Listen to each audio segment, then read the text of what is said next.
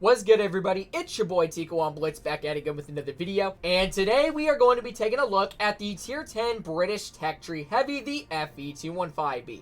Pretty much a vehicle that is primarily known for being the ultimate sacrifice in terms of Tech Tree Heavies, due to the fact that because of the sheer size that this vehicle features, it's actually surprisingly enough fairly maneuverable, going 40 kilometers forward and 12 in reverse while having a power to weight of 15.3 along with that.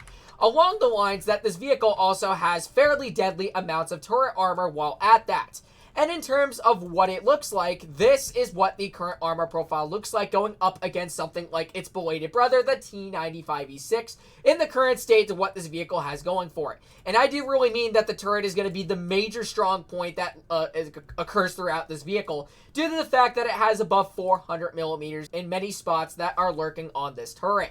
There's a hatch on the roof, however, but it's going to be a 50-50 in terms of penning it, because you would have to wedge the shells in the correct spot, which means that if you do, surprisingly enough, or are unfortunate enough to overmatch the roof, then you are going to bounce. This is a very troll hatch, and the same accounts for the Super Conqueror as well, as they're both fairly similar designs in that aspect.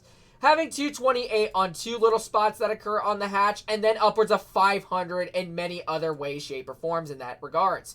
When I loaded my heats, however, it does open a little bit of some spots on the turret, to which you would have to aim in the proper spot in order to cut right through it, but that's really going to change when the vehicle is using its gun depression, and now it is thickened now to a point to where this little cheek that occurs on flat ground is no longer visible, especially since it thickens the upper plate now to a substantial margin. But it wouldn't make a difference when running Kali, especially when using the hold down capabilities against Kali when firing in premium ammo against a T95E6.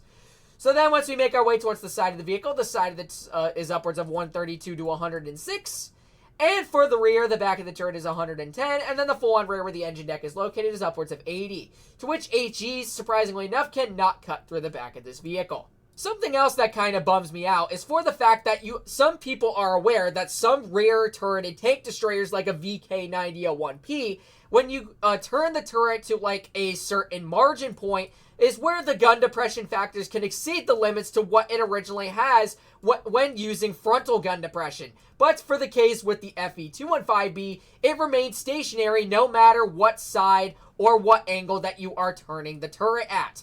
But for a VK90, it has 4 degrees or 5 degrees on its front, but when you turn the turret over towards the maximum side, then you can surpass those limits to 10 degrees, which is a little bit confusing to what this vehicle has offering for it. But still, 7 degrees is more than enough that it can be quite flexible in many ways, shape, or form. And for the fact that another strong point that this vehicle has going for it is the gun. For the fact that it has fairly solid aiming time and dispersion levels at 2.8 with 0.254 dispersion. Also having a gun incompetence to that of a T95E6, having above 3,200 damage per minute with a 7.48 second reload time.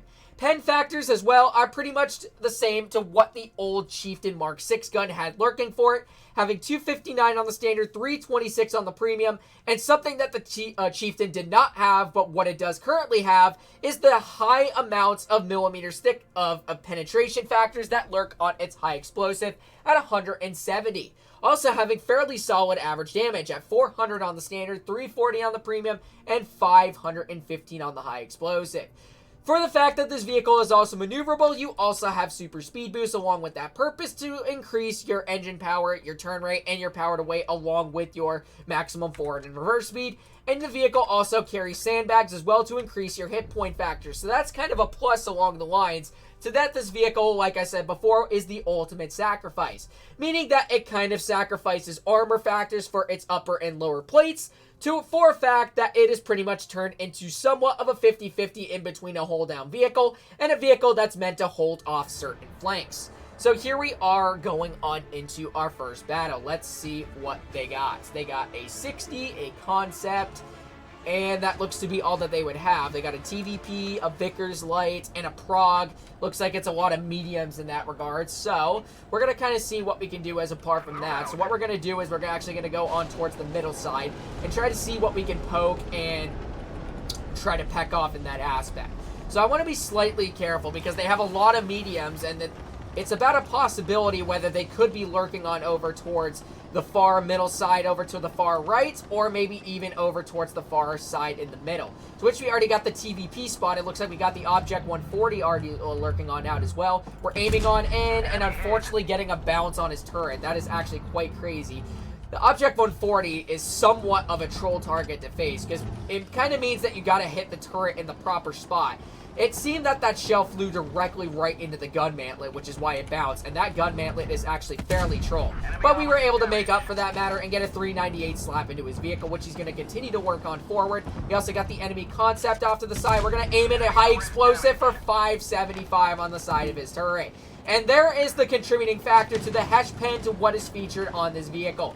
You still have enough thickness in order to cut through the side profile of certain vehicles and many other aspects in terms of physical armor profiles. Alright, we got the Prog off to the side, we got the Object up, we got the 60 lurking on towards the side as well. We're going to pop on our super speed boost and then try to see if we can get a shot into his vehicle real quick.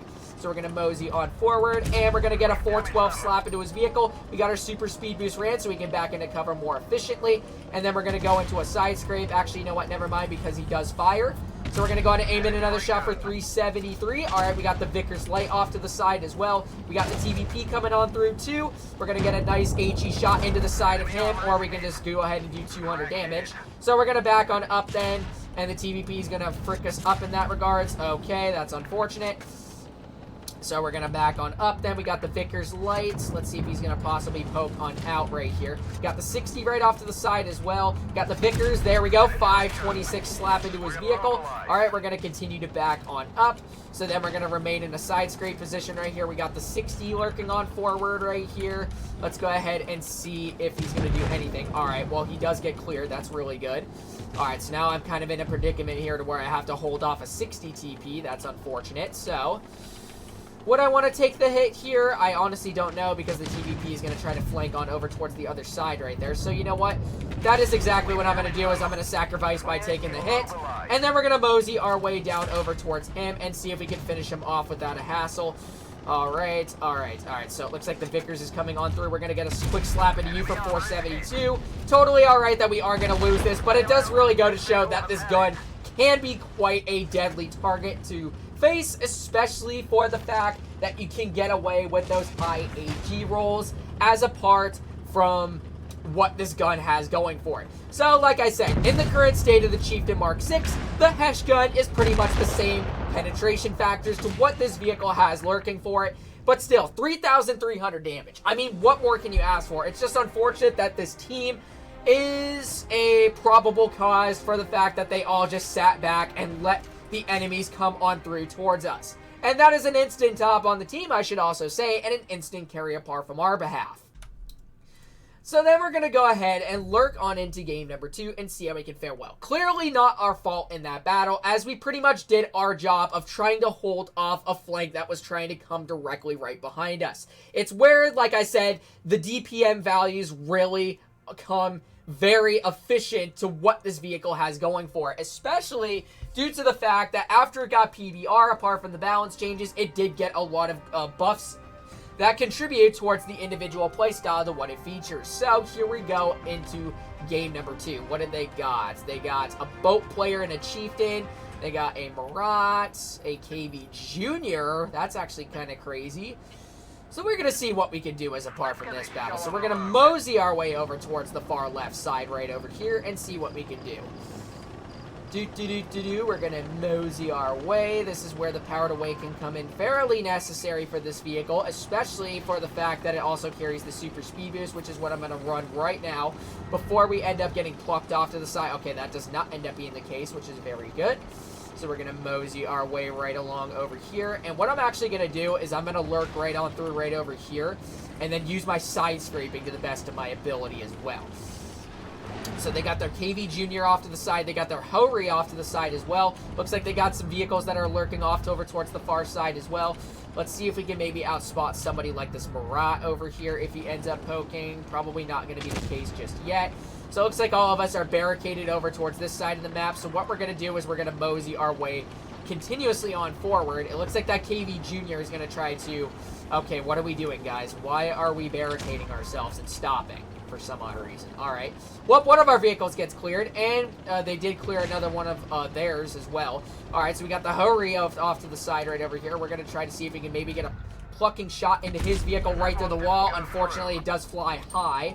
So we're going to reload once again. It looks like that this guy might be poking on out over towards this side. So we're going to make sure to fire in our Hesh just in case if he does poke. All right, let's see if he's going to continuously back on up then. We're just going to kind of wait right here for this guy to lurk on out. Yep, that's exactly what he's going to do.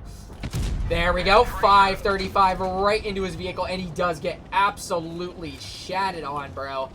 All right, so this is going to be a nice win as apart from that. All right, so we're going to mosey on forward towards the grill then, and we're going to get a nice beefy shot into his vehicle as well. So we're going to wait right here. There we go. 501 slap into his vehicle. All right, and then we're going to mosey our way towards this enemy grill then, and we're going to try to see if we can maybe get some more slaps into his vehicle if necessary.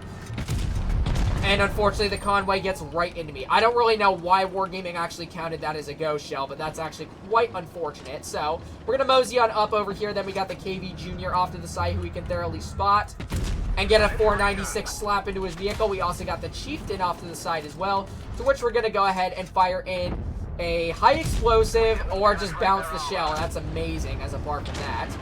So we're going to go ahead and fire in. Okay, he does get cleared, but another fairly solid result. I mean, a less factor damage result as apart from that due to the fact that it was pretty much a steamroll and nobody decided to want to go heavy side. But still a fairly solid result. I can't complain. 1,500 damage. I mean, it was our worst result as apart from that, but that's totally all right. Let's go ahead and lurk on into game number 3 then and see what we can do. So it doesn't take away from the fact that this gun is actually fairly good, but for the fact that my RNG kind of sucks, it kind of takes away from the fact that at times I do tend to get damage results like that. So don't take the advice from me at times, especially when it comes to me doing fairly terrible. But for tanks that are in the hands of a skilled player, they will do much better results as apart from that. Like that 3,000 damage game that I had as apart from that, except they win the battle. So here we go. Let's see what we got. Chieftain Mark 6, 7 rats, player in tune with a Kron. So let's see how this one fare as well. Alright, so we're going to mosey our way over here then. And then we're going to kind of stay put right here. See what's going to be lurking on forward right then. Alright, so we did get spotted by the Hurry, who looks like he was out in the open right over there. The 7 rats player, I should also mention. So we're going to mosey our way up right on over here and see if we can maybe get a slap into him. Unfortunately, missing that shell. Alright, so we got the grill off to the side as well. Looks like that he's out in the open as well if we can get a good glimpse of him. So let's go ahead and move up just a bit. We actually can get a good glimpse of his vehicle right there. And we get a nice tap into his vehicle in that aspect. So we're going to back on up as we do got the Kron off to the side as well. So we're just going to kind of stay back right over here, just in case that this guy's going to lurk on forward, which by the looks of it, he might. Waffle, I don't really know why bro is going to try to YOLO that, which is unfortunate. So we got the Kron off to the side. There we go. Sneaking that shell right into this corner cutout right beforehand for 337. All right. So we're going to mosey our way over towards this Kron then and see if we can maybe get some nice taps into his vehicle continuously as apart from that. So we got the Kron right off to the side. All right. Oh, I want to try to hit the hatch, but that's all right. So 3, 2, 1. All right. Here we go. Oh, he's going to face the side of his turret once again. There we go. Beautiful shot into the hatch right there for 359. And then we're reloading again. Let's go ahead and see what we can also do against this Kron once again. All right. He tried to hit our hatch, but it didn't really end up to the best of his ability. So we're going to kind of go up over here then and try to see what we can do as apart from this Kron. So, all right, bro. You want to try that again? Oh, yeah. How's that feel, huh? 338 into your hatch again, bro. Look at the freaking aiming factors that contribute towards this vehicle. It's a really plus-worthy factor that really goes into mind when playing in the 215B. All right. And the Kron is screwed. So now that's left is the Grill 15 and the Chieftain Mark 6. So we're going to mosey our way right along over here towards this enemy grill then. See what we can do. Chieftain hits me. That's totally unfortunate. But we do get the finishing clear into the grill, so that's really good. So we're going to mosey our way right on over here then. We're going to see where this chieftain is lurking. Looks like he's over towards the far back side. So we're going to kind of mosey our way down right over here. AMX is going to come alongside with me. And here we go. We're going to mosey our way through and through. Looks like the chieftain's going to finish off the Patton. Oh, please lurk on out, good sir. Thank you very much for another precious 387 hit points. And that's a victory. So yeah. There's a very solid demonstration right there. To where the fact, if you can pen a Kron in the hatch, that's actually quite crazy. We got 2 really nice shots, showcasing the accuracy levels to what this vehicle has going for. 2486, that's going to put us on a fairly solid result as apart from another fairly solid game.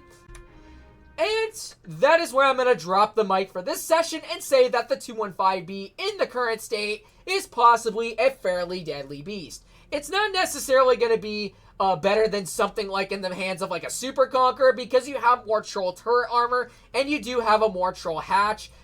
But in retrospect, you do have the DPM advantage as apart from that and the maneuverability levels. So that's a kind of a plus that goes along the factors of this vehicle.